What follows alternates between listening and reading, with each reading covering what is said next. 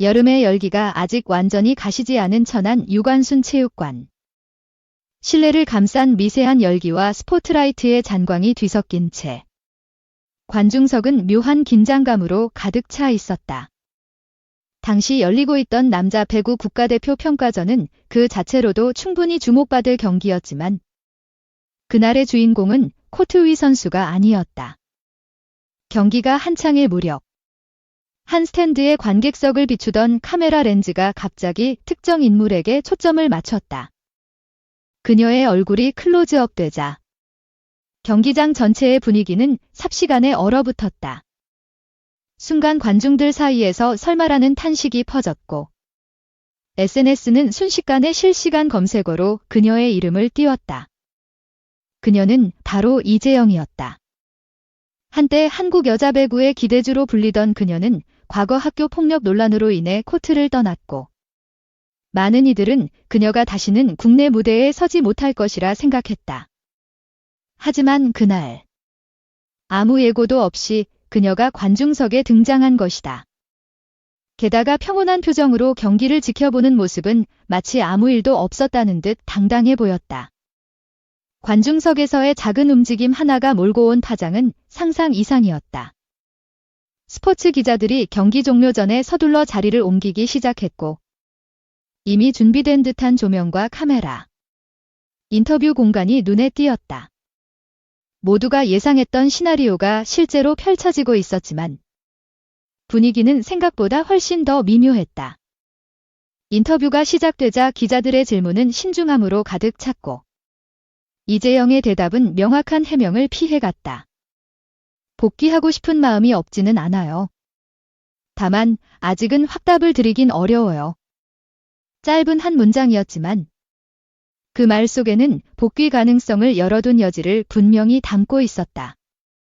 그녀는 마치 여론의 반응을 시험하듯 모호함을 무기로 삼아 신중한 행보를 보였다. 인터뷰 영상이 주요 포털 사이트 메인에 걸리자 댓글창은 폭발적으로 반응했다. 기억이 추억이 되길 바랐나? 사과는커녕 또 피해자 코스프레. 책임도 안 지고 복귀? 분노와 실망. 허탈감이 섞인 목소리가 사방에서 터져나왔다. 그녀의 이름은 다시 한번 대중의 기억 속 상처를 건드렸다. 2021년 2월 온라인 커뮤니티에 업로드된 한 폭로 글이 그 시작이었다. 현직 배구 선수로부터 학폭 피해를 입었다는 내용은 곧장 언론의 주목을 받았고 이재영과 그녀의 쌍둥이 자매 이다영이 가해자로 지목되며 파무는 걷잡을 수 없이 커졌다. 단순한 갈등 수준이 아니었다.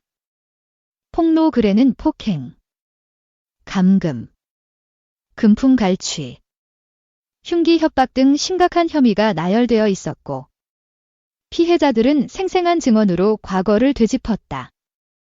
하지만 그로부터 몇 년이 지난 지금 당사자인 이재영은 다시금 무대 중앙에 서고자 하는 듯 보였다. 대중은 잊지 않았다. 시간이 흐른다고 상처가 치유되는 것은 아니며 사과 없는 복권은 용납할 수 없다는 여론이 압도적이었다. 이재영이 마주해야 하는 벽은 단순한 비난이 아닌 신뢰의 붕괴였다.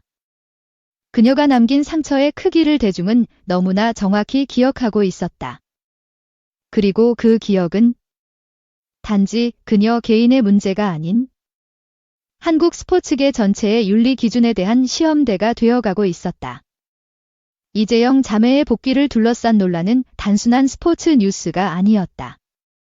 그것은 곧 우리 사회가 과거의 잘못을 어떻게 기억하고 어떤 방식으로 용서하거나 거부하는지에 대한 시험대였다. 피해자들의 증언은 시간이 지나도 희미해지지 않았고 오히려 대중의 기억 속에서 점점 더 선명하게 부각되었다. 그녀들이 저지른 과거는 단순한 학교 내 따돌림 수준이 아니었다. 사건 당시 공개된 내용에 따르면 반복적인 폭행과 언어적 모욕, 금품 강요는 물론 흉기를 이용한 협박까지 있었다. 이는 청소년 시절의 일탈이라 치부하기엔 그 수위가 너무도 심각했다. 게다가 더욱 아이러니했던 점은 과거 SNS를 통해 괴롭힘받는 사람은 죽고 싶다며 피해자 코스프레를 하던 인물이 바로 가해자 본인이었다는 사실이다. 이중적 태도는 대중의 분노를 극대화시켰고 신뢰는 완전히 무너졌다. 이후 방송 인터뷰에서 이다영은 피해자들이 억대의 합의금을 요구했고 김연경 선수가 자신을 따돌렸다는 식의 주장을 펼쳤다. 그 말들은 사과라기보다는 변명에 가까웠고 반성보다 책임 회피로 읽혔다. 그러나 대중은 그런 방식의 해명에 더 이상 속지 않았다. 결국 팬들은 스스로 행동에 나섰다. 흥국생명이 자매를 선수로 재등록하겠다는 방침을 내놓자 팬덤은 즉각 반발했다. 학교폭력 가해자 복귀 반대 문구가 적힌 전광 트럭이 흥국생명 본사와 한국배구연맹 경기장 앞을 돌기 시작했고 이는 팬덤의 물리적 저항의 신호탄이 되었다. 그동안 온라인에서 목소리를 내던 팬들이 실제 거리로 나선 것은 이례적인 일이었다. 스폰서 기업들도 즉각 반응했다. 한때 그녀들이 등장한 광고 영상은 하루 만에 삭제되었고 구단 측도 사흘 만에 등록 보류를 발표했다.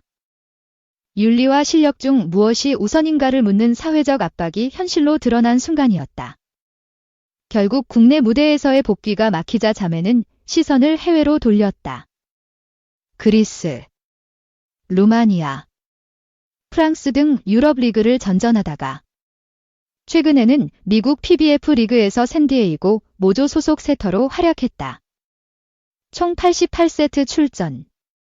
세트당 평균 어시스트 8개. 리그 6위라는 기록은 분명 준수한 성적이었다. 하지만 그 모든 수치가 한국 팬들의 마음을 움직이기엔 부족했다.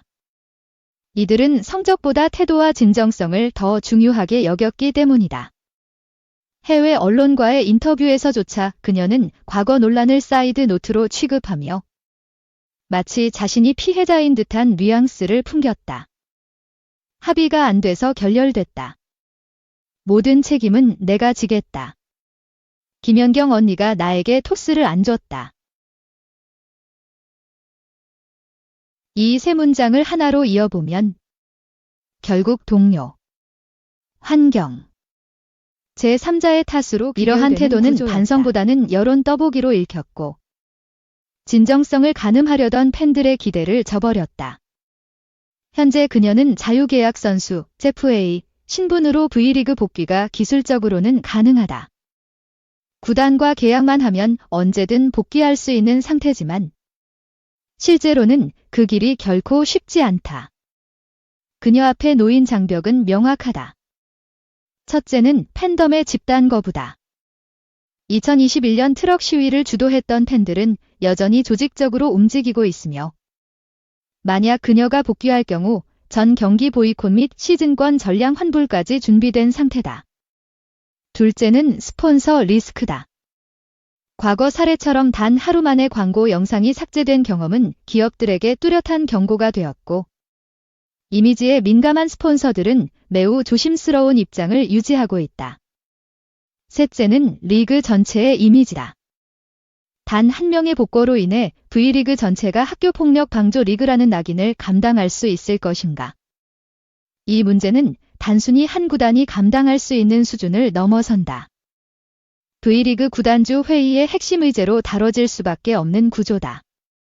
그럼에도 불구하고 이 모든 리스크에도 불구하고 여전히 혹시나라는 기대감과 불안이 교차하는 아이러니한 상황 속에서 콘텐츠는 끊임없이 재생산된다.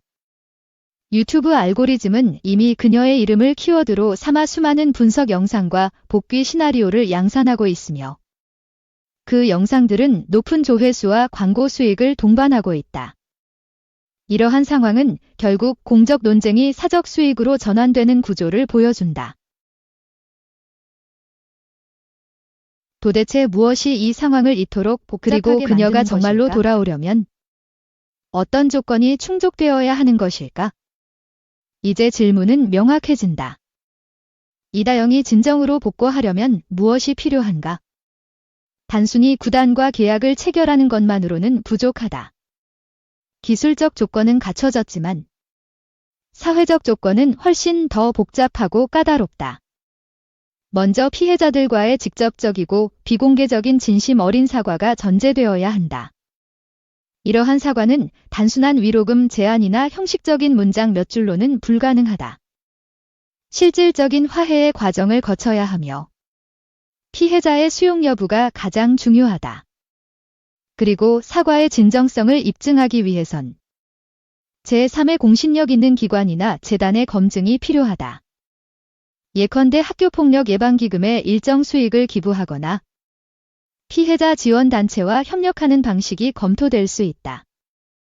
하지만 이 모든 것도 어디까지나 피해자들이 납득할 수 있는 수준에서만 의미를 가진다. 또한 지금까지 수차례 언론 인터뷰를 통해 해명과 반박을 반복해온 이다영의 과거 태도는 오히려 대중의 의심을 키웠다. 말이 아닌 행동을 요구하는 이유가 여기에 있다. 대중은 이미 수많은 사과문을 보아왔다. 정제된 문장, 반복되는 표현, 전형적인 반성의 언어들. 하지만 그런 사과문은 진정성이 아니라 전략으로 읽힐 뿐이다. 반성합니다.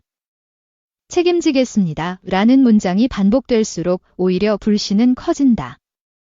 그래서 진정한 사과는 글로 시작되지 않는다. 행동으로 먼저 말해야 한다. 그녀가 그 첫걸음을 제대로 내딛지 못한 채 오히려 여론의 반응을 떠보는 듯한 인터뷰를 반복했던 점은 결정적인 실수였다. 그리고 이는 시간이 지날수록 더 큰 부담으로 돌아오고 있다. 스포츠에서 가장 감동적인 순간은 승리 자체가 아니다. 진정성 있는 땀, 자신을 돌아보는 용기, 그리고 공동체에 대한 책임이 맞물릴 때 비로소 감동이 완성된다. 25점을 먼저 따낸 팀이 승리하지만 더 큰 박수는 경기를 마친 후 상대에게 고개 숙이는 선수에게 돌아간다. 하지만 반대로 아무리 많은 승리를 쌓아도 과거의 그림자를 털어내지 못한 채 물러나는 선수도 있다. 이다영은 지금 그 갈림길에 서 있다.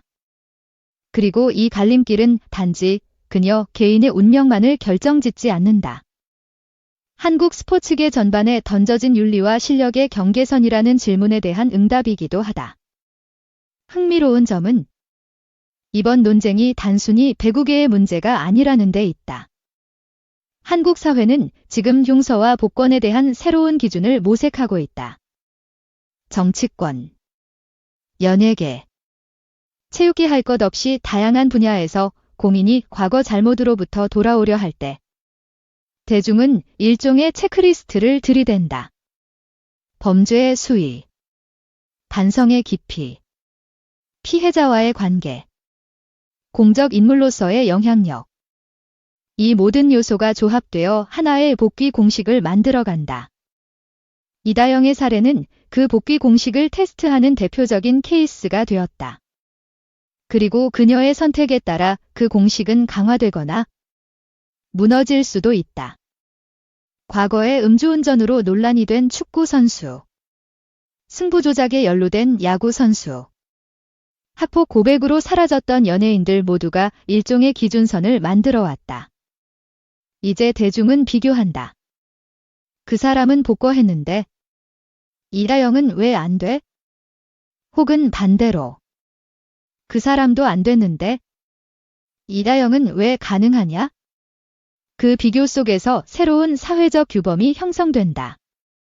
그리고 이 모든 과정은 공식적으로는 존재하지 않는 비공식 규정집을 대중이 스스로 작성해 나가는 행위이기도 하다. 물론 여기에 대한 반론도 있다. 영구 추방이 답인가? 교정 가능성은 없는가? 두 번째 기회를 줄 수는 없나? 이러한 철학적, 법적 논의는 충분히 가치 있다. 그러나 그런 논의가 시작되기 위해선 반드시 전제 조건이 필요하다. 첫째, 자신의 잘못을 명확히 인정해야 한다. 둘째, 피해자들이 수용할 수 있는 방식으로 실질적인 회복을 시도해야 한다. 셋째, 진정성 있는 사과를 행동으로 보여야 한다. 넷째, 일정 시간 이상의 자숙과 침묵이 전제되어야 한다. 이 네 가지가 충족되지 않으면 두 번째 기회라는 단어는 오히려 또 다른 상처를 낳을 수 있다. 이다영은 지금 그 첫 번째 음조차 제대로 맞추지 못한 채 불협화음을 내고 있는 중이다. 그리고 대중은 그 불협화음을 누구보다 민감하게 듣고 있다. 그녀의 복권은 단순한 재계약이 아닌 사회적 시험대 위에서의 점프다. 그 점프가 허공을 가를지 아니면 다시 바닥으로 추락할지는 지금부터의 선택에 달려 있다. 이다영의 복귀 가능성을 둘러싼 논의는 이제 개인의 차원을 넘어 사회 전반의 가치관을 들여다보는 창이 되었다. 그녀의 복귀를 찬성하는 목소리도 존재한다. 한 번의 실수로 평생을 매장하는 것은 가혹하다. 사회는 교정 가능성을 열어두어야 한다. 이러한 의견들은 인류가 오랫동안 논의해온 철학적 주제와 맞닿아 있다. 사람은 변할 수 있는가? 과거의 잘못은 어떤 방식으로 용서받을 수 있는가? 하지만 이 논의가 진정성 있게 이어지기 위해선 먼저 그 잘못이 정확히 드러나야 하고 그에 대한 책임이 분명히 져져야 한다. 문제는 이다영이 그 책임의 첫 문턱부터 제대로 넘지 못했다는 점이다. 시간이 지날수록 그녀는 점점 더 억울함을 강조했고 피해자들의 목소리는 SNS에서 댓글이 삭제되고 유튜브 영상에서 반박이 이어질수록 대중은 진정성 대신 전략을 의심하게 되었다. 사과보다 먼저 나오는 항변은 결코 신뢰를 낳지 못한다. 그리고 이 신뢰의 부재는 단순히 한 사람의 복귀 여부를 가로막는 게 아니라 우리 사회 전체의 용서 기준을 흔들어 놓는다. 아이러니컬하게도 이 사안은 콘텐츠 산업에선 다른 방식으로 활용된다. 유튜브 알고리즘은 이미 이다영이라는 이름을 키워드로 인식하고 복귀 시나리오, 과거 논란, 해외 경기력 분석 등의 영상들을 자동 추천한다. 콘텐츠 제작자들은 그녀의 복귀 여부를 중심으로 끊임없는 서사를 만들어내고 있으며 그 영상은 높은 조회수와 광고 수익을 낳고 있다. 즉, 공적 논쟁이 사적 수익으로 전환되는 기이한 구조가 형성되고 있다. 이러한 구조는 한편으로는 사회적 문제의 상업화를 의미하며 다른 한편으로는 대중이 여전히 그녀에게 관심을 두고 있음을 보여준다. 관심은 비난이든 동정이든 일종의 에너지다. 그리고 이 에너지는 그녀의 복귀 가능성에 불을 붙일 수도 꺼뜨릴 수도 있다. 현재 팬덤 내부에서는 이다영 사태를 계기로 선수 복귀 윤리 가이드라인을 만들자는 논의가 진행 중이다. 일부 배구 팬들은 자문단을 구성해 과거 논란이 있는 선수들의 복귀 절차와 기준을 구체화하려 하고 있다. 또한 학교폭력 생존자 단체는 공인의 사과와 화해 절차에 대한 체크포인트를 만들자는 움직임을 보이고 있다. 이는 단순히 감정적 대응이 아닌 구조적 해결을 위한 시도라는 점에서 주목할 만하다. 만약 이 가이드라인이 현실화된다면 이다영은 그 첫 번째 적용 대상이 될 가능성이 크다. 그리고 그 과정은 매우 엄격하고 투명해야 한다. 그녀가 다시 코트에 서기 위해선 법적 조건뿐 아니라 사회적 조건을 모두 충족해야 한다. 하지만 시간이 흐를수록 그 기준선은 더 높아지고 있다. 이는 대중이 단순한 형식적 사과에 만족하지 않고 실질적 회복과 신뢰 회복을 요구하기 때문이다. 스포츠는 기록으로만 평가되지 않는다. 그 안에는 인격과 태도, 공동체에 대한 책임이 함께 녹아 있다. 이다영이 보여준 실력은 분명 국내외를 막론하고 정상급이었다. 하지만 그 실력을 다시 마주할 기회를 얻기 위해선 그녀 스스로 과거를 직면하고 통과해야 할 문턱이 너무도 많다. 더 이상 침묵하거나 외면할 수 없는 시점이다. 그리고 그 선택은 오로지 그녀만이 내릴 수 있다. 경기장에 다시 설 것인가? 아니면 코트 바깥에서 다른 방식의 삶을 택할 것인가? 무엇보다 중요한 건 그 선택이 진정성 위에 서 있어야 한다는 점이다. 지금 이 순간도 팬들은 지켜보고 있다. 그녀가 걸어온 길, 앞으로 가야 할 길, 그리고 그 길에서 마주할 수많은 시선들. 그 모든 것을 이겨내야만 진짜 복귀가 가능하다. 지금까지는 시나리오였다. 이제부터는 현실이다. 시간이 흘렀다. 그러나 기억은 지워지지 않았다. 사과문보다 먼저 삭제된 댓글, 반성보다 먼저 터져나온 억울함, 그리고 침묵 뒤에 이어진 방어적인 언어들. 대중은 이 모든 과정을 순차적으로 기억하고 있었다. 그렇기에 어떤 해명도, 어떤 영상도 쉽게 받아들여지지 않았다. 스포츠가 사람들에게 감동을 주는 이유는 단순한 승패 때문이 아니다. 선수의 땀과 고통, 그리고 그 안에 담긴 진정성이 관중의 마음을 흔들기 때문이다. 그래서 때로는 점수판보다 한 선수의 태도가 더 깊은 울림을 준다. 25점을 먼저 따낸 팀이 승리를 거머쥐지만 더 큰 박수는 때로 패배를 품고 퇴장하는 선수에게 향한다. 반대로 아무리 많은 승리를 거듭해도 풀리지 않은 숙제를 남긴 채 떠나는 선수는 긴 여운과 논란을 남긴다. 지금 이다영이 선 그 경계는 바로 그 지점이다. 실력과 윤리 사이에 존재하는 보이지 않는 투명한 벽. 그 벽은 숫자로 표현되지 않는다. 그 벽은 공감과 용서, 기억과 진정성이라는 보이지 않는 요소로 이루어져 있다. 그리고 그 벽을 넘기 위해선 단순한 운동 능력이나 커리어가 아니라 시간과 성찰, 그리고 사람과의 관계 회복이 필요하다. 대중은 지금 그 투명한 벽 너머를 응시하고 있다. 과연 그녀는 그 벽을 넘을 수 있을까? 아니면 늘 그래왔듯 네트 앞에서 멈출까? 이 질문은 단지 한 개인에 대한 궁금증이 아니다. 그 질문은 우리 사회 전체가 지금 어떤 방향을 선택하고 있는지를 묻는 것이기도 하다. 용서란 무엇인가? 복권이란 어떻게 가능해지는가? 우리는 어떤 조건 아래에서 두 번째 기회를 허용할 수 있는가? 지금 이다영의 이름 앞에 붙는 수많은 프레임은 그 질문에 대한 사회적 실험이자 시험이다. 그리고 그 시험의 결과는 단지 그녀 한 사람에게만 영향을 미치지 않는다. 앞으로 유사한 사건이 발생했을 때 어떤 기준이 적용될지를 결정짓는 선례가 되기 때문이다. 그래서 지금 이다영이 하는 모든 말과 행동, 선택과 침묵은 하나의 문장처럼 사회적 의미를 가진다. 많은 이들이 묻는다. 언제까지 잘못을 붙잡고 있어야 하느냐? 변화의 기회를 왜 주지 않느냐? 이러한 질문은 그 자체로 중요한 문제의식이다. 그러나 동시에 묻지 않을 수 없다. 그 잘못에 대한 진정한 성찰이 있었는가? 피해자는 지금 어떤 상태인가? 우리는 누구의 관점에서 서사를 소비하고 있는가? 용서와 복권은 언제나 균형 위에 놓인 칼날과 같다. 한쪽으로 기울면 정의가 무너지고 다른 한쪽으로 치우치면 인간성이 사라진다. 중요한 것은 그 칼날 위에서 누가 먼저 손을 내미느냐는 것이다.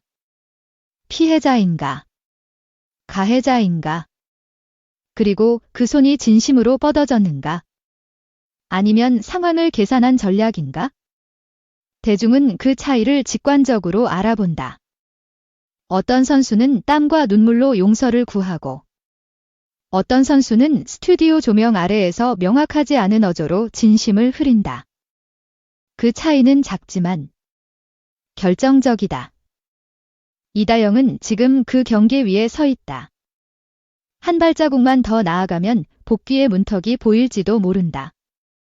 하지만 그 문턱 앞엔 여전히 피해자의 상처가 남아있고 팬들의 냉소가 도사리고 있으며 사회적 기준이라는 커다란 장벽이 버티고 있다. 이제 그녀가 할 수 있는 것은 명확하다. 스스로 침묵하고 스스로